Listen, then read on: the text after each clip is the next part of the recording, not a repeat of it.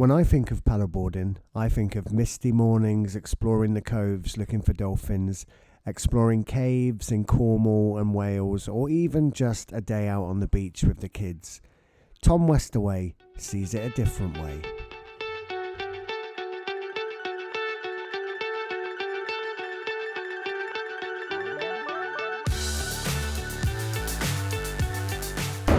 Hi Tom, I've shown a few people some of your old footage of when you've come down the Dart, and 3 comments stick out to me. One was defies physics, one was walk on water, and the last one, which I love, is the gyroscopic torso.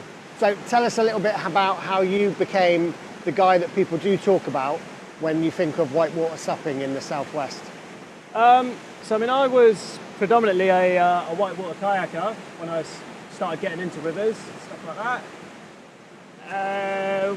Over lockdown, I was a bit like everybody else, just bought a paddleboard, played around on the flat water a little bit, and to be honest, I was actually quite bored of it. I didn't think it was that skillful, if you will. And then one day, my friend just said, let's just take the boards on the river. And obviously it's mad, isn't it? Yep. But we did it, and it was awesome. Like, it was truly awesome. We went, oh, this could probably like be something. I think we were the only ones on boards at the time here. You know, it's been going on up north and in Wales for a little bit longer, but certainly down here, sort of me and my friend were the ones who sort of started doing it, and then before you know it, other people just started buying boards. So with the boards, I've got a paddleboard, as you know. I love going out on coastal waters, close in, rivers, lakes. How does the kit you use differ to the kit that I would use with my sort of paddling?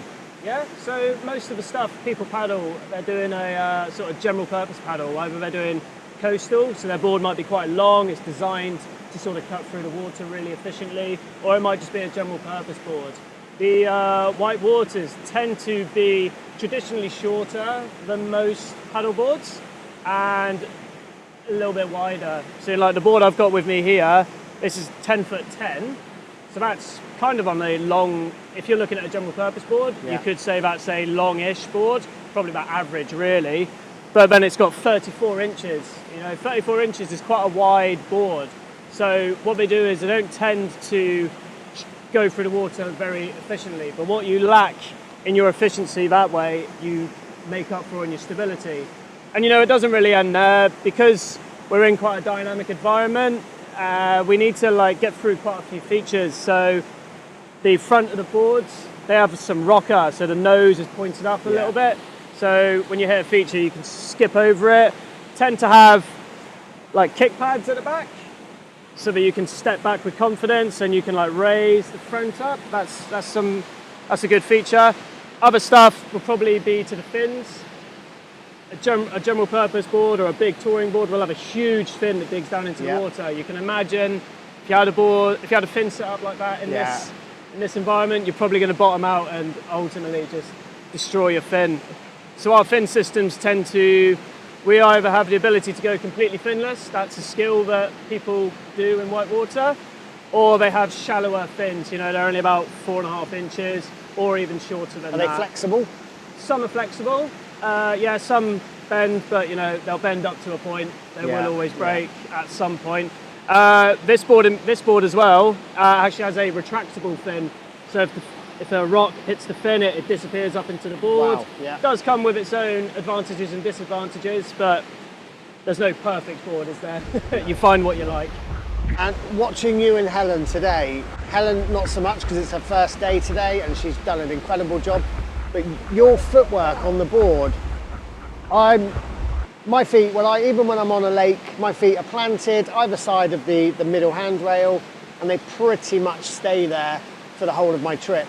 You seem to walk up and down the board, you're almost surfing it at some points. How does the footwork differ in what you're doing here than what I'm doing on flat water?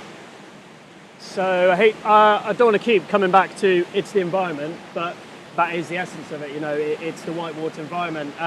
With this environment, you know, people look at someone who doesn't know about white water or rivers, they just see a flowing river. You know, someone who does white water, they can pick it apart. They see flow, they see eddies, they see eddy lines, they see waves, holes, all these features to avoid. And if you want to navigate the river successfully, you need to set your feet up to match that. So like a prime example is, you know, when you come into an eddy, so that's coming out of the flow into the side of the river where it's not flowing so much, you need to edge your board. Edging is basically putting your board on a tilt like that. Yeah. And you need to edge that board with your turn. You know, if you don't do that, the water will push the board over. Which I've seen today with Helen. Yeah, exactly. But you know, she's on a journey, Yeah. and she's figuring that out, and she has figured that out. Something I keep hearing you talk to her about today is reading the water, and that's what you were just saying about. And looking at the footage back, there's like a line of slick, and your board's following it, even through triple free. You're reading the water constantly. Your brain must be going like a fighter pilot almost. When you're learning to drive, you are a fighter pilot, aren't you? You're like this. You're looking at all these big, huge gripping lorries, the steering wheel. Yeah, people on the pavement. You're thinking, this is awful, isn't it? But you drove here today. You probably weren't like that. You were like this, weren't you? And it's kind of the same here. I'm not saying I cruise down this, but what I do is I can look at a river. I can figure out my line, and I know how to drive my board on that line. And it's also having the confidence in the water as well. You know, I coach a lot of people, and quite a big thing is actually getting them over that. Let's take mountain biking, right? Yeah. You fall off a mountain bike, you crash and burn quite quickly, but then it's all over, isn't it? Unless you're injured, then you've got to get out.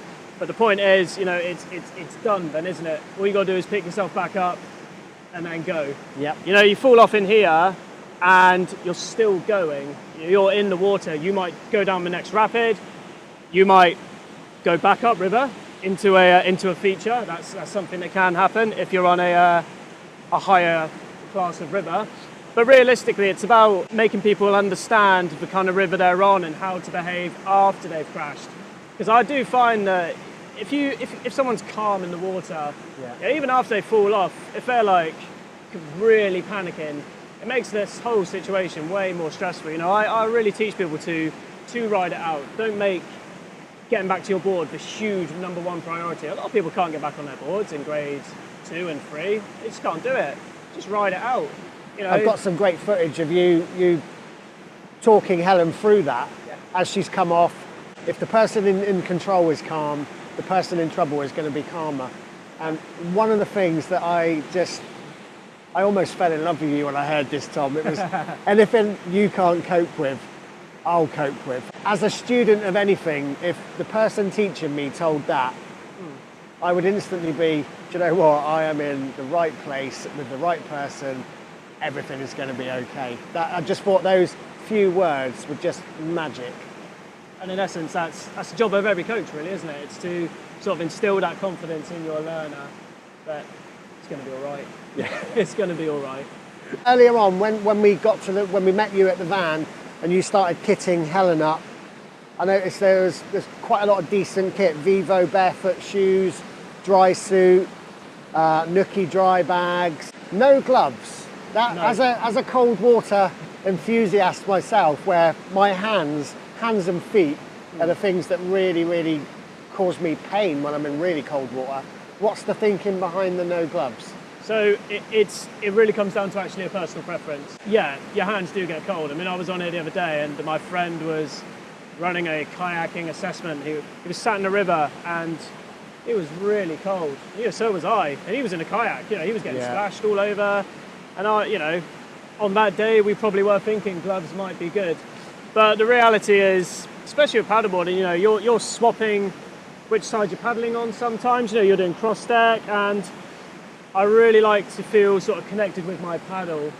Those gloves really sort of take that away from me. And you know, you mentioned the shoes. That's also why I wear these shoes as well, because I started off wearing boots because it makes sense to wear boots in rivers because big ankle support. Yeah. You know, if your feet are a lot wider, there's less chance of them going in between some rocks. So it does make a huge amount of sense. But when I jump on the board on my wearing these big heavy boots, you know, I was all over the place. You know, It's a disconnect. Pretty much, yeah, disconnected. But when everyone starts paddleboarding, they're always barefoot, aren't they? Yeah. And that's where I learned, and I thought, I can't go barefoot in white water, that's just completely unacceptable. So there has to be a next stage. And I think I started wearing these sorts of shoes, just so you know, they're like a minimalist shoe. So you have a wide toe box, so your toes can spread. The sole is very minimal as such, so it gives you that almost natural feel. Yeah. And I wear them on and off the water. I don't own other shoes anymore. And wearing them on here is really made a difference for me. You know, I feel I can move, I'm connected with the board. Every time I land, I know how my feet land. Yeah. I can make those little micro adjustments. And, you know, I'm talking with the guys there about how the kind of movements I do on a paddleboard. And when I'm coaching people, you know, a lot of them can't do these movements. And I think, you know, it's basically homework, isn't it? You can't coach someone into being able to do a movement if they've got other issues going on, hips or their poor flexibility, something like that. So hopefully they'll get back to me with some sort of homework I can be giving people just to improve that foot strength, foot mobility. Because, you know, having that, well, yeah, it will increase your performance here, but also in everyday life. Absolutely. Why would you not want that? So briefly back to kit. If my viewers are on the internet on Westaway Adventures, they want to book with you, what's the minimal they need kit-wise for you to be able to come out on a day with you? So if people book on with me, westawayadventures.co.uk, you go onto it, you find a course, the course that you want through a date, and when you go to book on it, you know, there'll be a big kit list, and it's just listed, there, this and this and this. There are some optional things, such as like elbow pads and knee pads. So again, that is a personal preference. If anyone's got any questions about what to bring, it says at the bottom of that kit list, call this number, me, if you have any questions. You know, I'm not a business where it's 9 to 5. You know, I get calls at 8 o'clock at night, 9 o'clock, and they were like, what do I have to bring? And I'll definitely have a chat with them. Why not? You know? I noticed some of your courses are locked. Is that so people that aren't ready for that course don't try and book onto it? No, it's not that. That is a, let's say you come to me and you can bring, I don't know, X amount of people. Yeah. Or we have like, we figure something out. You've got, I don't know, let's just create something here. So let's say you've got 5 or 6 people that want to come out. I will create a course on the website. If I then create a course and it's designed for your 6, but someone else books onto it, one of your people have missed out, haven't they? Yeah, so it'll be locked. I send you a password, you send it to your team. That's and brilliant. then, so it'll be Dom24. Yeah. And then they'll log on, and then it's basically just a normal product. So Brilliant. it unlocks that product. The way I stop people booking on to the wrong course, I mean, a lot of it is the titles, introduction course. And then you've got the other ones like fundamentals and progression. I mean, you could take or you could interpret that however you want. The way I do it is where you got your kit list and what sort of the outlay of the course will be. At the bottom, you'll have previous whitewater sup skills needed. You know, on the progression course. If you're booking onto a progression, you've already done some whitewater sup. Maybe it's with me, maybe it's with another coach, maybe you've just chucked yourself down a river a few times. So then you don't need to learn these basics, you need to learn the more in-depth understanding of it. That's where it gets more into coaching. If I'm running an introductory course, I mean, you're not coaching 6 people. No. You're instructing them. You know, you're facilitating a little bit of learning here. You're telling them about the river, and you're letting them have a go. You're not giving them feedback because they're up here. Their adrenaline's going. They're like, wow! I can't wait to do it. If I bring them in and I'm like, by the way, you're doing this wrong. Yeah, they don't care. they're having a right old time. If they're really not getting it, and then there's frustration building, that's when you step in. But realistically, I mean, at that point, maybe you've taken them to the wrong venue. It's an introduction course. I mean, success. That's where it's at, really, isn't it? Take them somewhere that is amazing, that will blow their mind, and you can facilitate huge amounts of success and probably that subconscious learning. You know, they'll be picking it up where they don't have to put on a perfect performance. And a huge, as someone that, when I do the introductory, a huge bit of value that I place on that is knowing that you're going to pick somewhere that is an introductory, and I'm not going to turn a corner and suddenly find myself faced with triple two, triple three. It's worth the money just for that for me. So Tom, Helen's done absolutely fantastic today. She's managed triple one, staying on the board, on her knees. Triple two and triple three have dumped her almost every time, but she's getting further and further down each time, and some great footage of the rescues on that. What can I, or my viewers who are mostly sort of everyday 9-to-5ers and like to adventure in their spare time, what progression can we expect from an introductory course? Sure. So I think it's quite important to add that, you know, we've met you here, Helen and I, but this is near the end of the river. Yeah. We're about 3/4 of the way down here. So Helen and I, you know, we started at the top and we've come down here. And Helen has actually stood quite a few of the rapids. Yes. You know, it is her first time. So there were some rapids where I said, just be on your knees for this. And, you know, she's happy to do so. But other rapids, I say, you can stand up on this if you want. Sometimes she's like, oh, I don't know. Sometimes she's like, yeah. And then again, sometimes she'll get down and she's laughing. Sometimes she'll fall down in the water and she's still laughing. You know, Helen, she brings that positive vibe. Absolutely. And that's the best kind of person to coach or to instruct, or just to give an experience to. There's always a bit of a smile. You know, Helen's like almost my favourite kind of person. Someone you can get on the river and they're just smiling no matter what. Right. I'm fully convinced if she fell into this, took a bit of a tumble and came back out, she would come out with like thumbs up. This is your first time on anything like this. I think you've done amazing.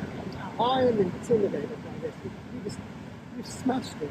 How have you found it? You did 25 minutes, half an hour before I saw you? Yeah, good, really good. Well, Tom's great. He's very calming and I feel really safe, and yeah, so I'm not scared. I've done whitewater rafting before, so I knew about like if I go under, I'd be okay, I'll come back up. So I think that's the fear with it, that you're going to get sucked under and then you're not going to come back up, but it's so buoyant and you do what you're being told to do. I suppose, and you guys will probably just take this for granted, but I've just sat here and the realisation is you're going to be more buoyant in the dry suit, aren't you, because of the air within it? Yeah. You're going to do it again? Absolutely! I'll definitely have you back, for sure. Oh, thanks. That's great. She was ready for this one.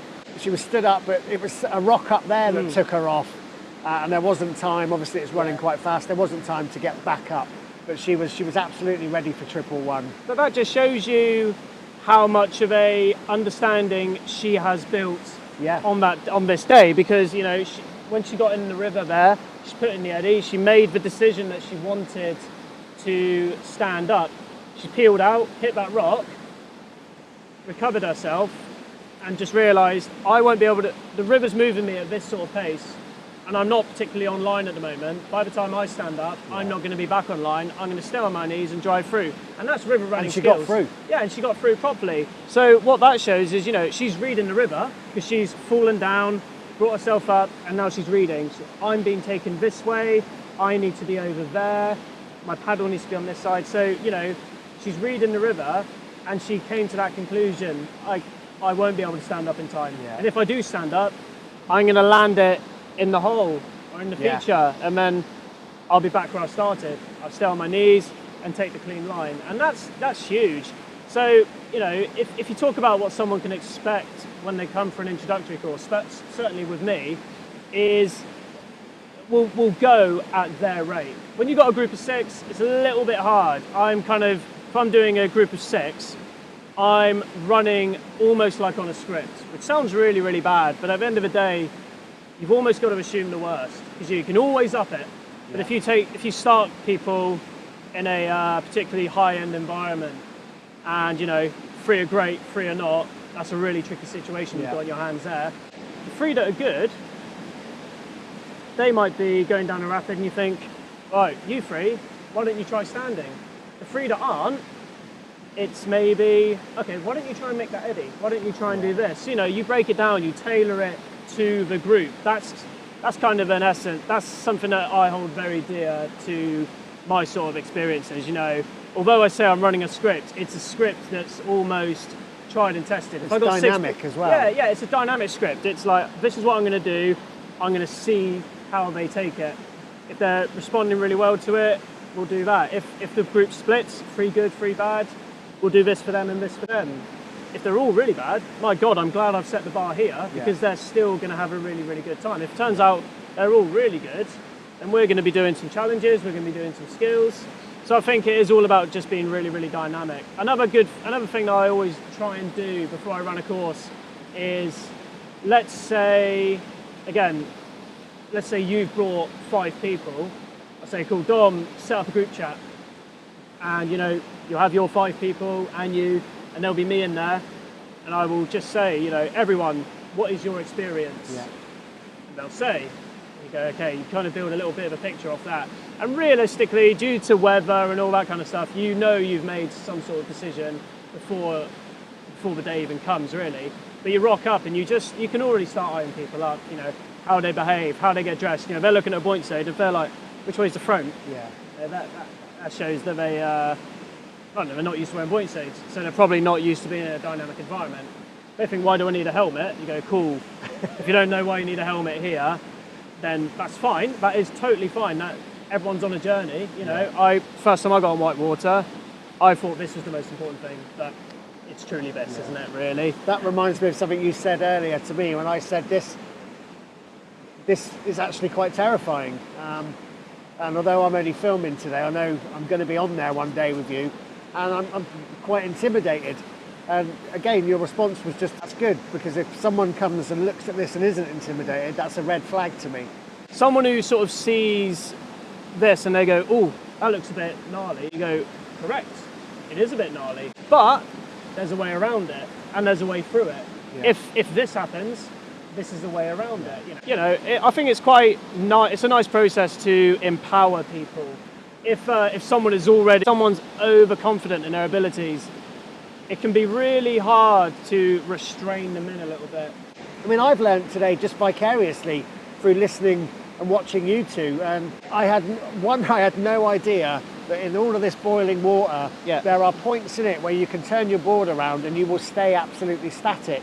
Yeah. And the other thing that has really reassured me is when you said about this particular eddy, about it will take you down, or it will potentially take you down and hold you, but if you don't panic, it will spit you back out. The hold, you mean? Yeah. The hole. Yeah. So you got the eddy on the side, and you know, the hole is basically created by the water dropping down, and the water recirculates. You know, if you drop into there, if you were sat in your kayak and you went into there sideways, that would hold you in your boat. If you went upside down, it might chuck you out, it might roll you back up. I don't really know yet. But to be honest, if you look at either side of it, and again, reading the river, you know, if you look either side, you've got these huge amounts of flow pushing you out. So it will probably suck you back in, take you deep, and you'll get taken by the flowing water. But if you don't know that, that's like a really scary thing to look at. But you go one step back, someone doesn't spot the water going back upriver, they spot the river just doing this. You know, they don't see slack water, moving water, water going back upriver, they don't spot the eddy lines. Quite rightfully so, they're not white water people. Yeah. That's why it's important to get a coach. Absolutely. Well, Tom, it's been an absolute joy to film you today. And I think I've said it a couple of times, but where can people find and book on with you? If you're on the internet, you just go www.westawayadventures.co.uk, and courses are just dated. So if you've seen a course advertised, you know, on social media or something like that, let's say it's on the 20th of February, you just scroll till you find a course that's labelled the 20th of February, you book onto that. I always encourage people to get in contact, whether it's email, WhatsApp, Facebook Messenger. I'm not really that fussy, you know, I'll respond on all the platforms. Well, my viewers now are going to have the pleasure of watching you and Helen repeatedly tackle 111, 222 and 333, and this is on the Dart Loop of the River Dart near Ashburton. Cool.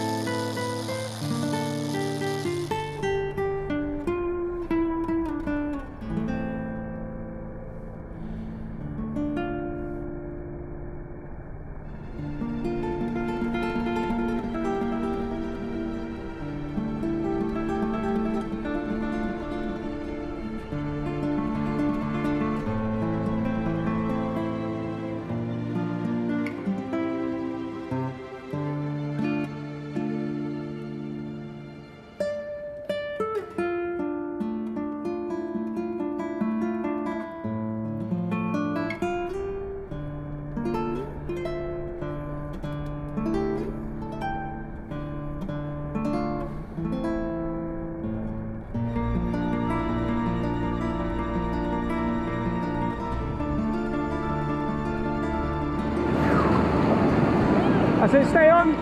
Good. Keep hold of the board, keep hold of it. Just keep hold of it. Take it with you, take it with you. Good. Good. Right, and when you're ready, jump back on. Good stuff. Got further that time, didn't you? That was awesome. Well done. Let's turn you around. And that's it, drive to the bank.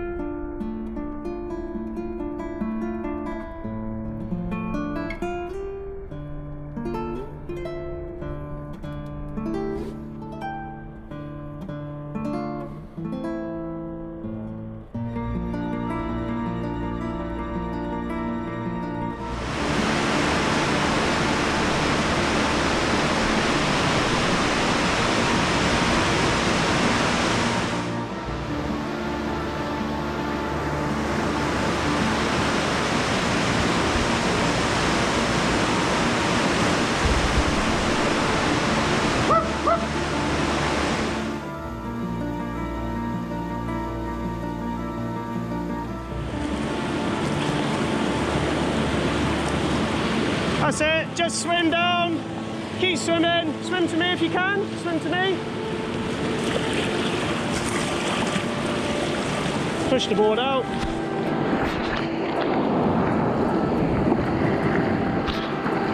Nice. Ready, Helen? Here it comes. Woo!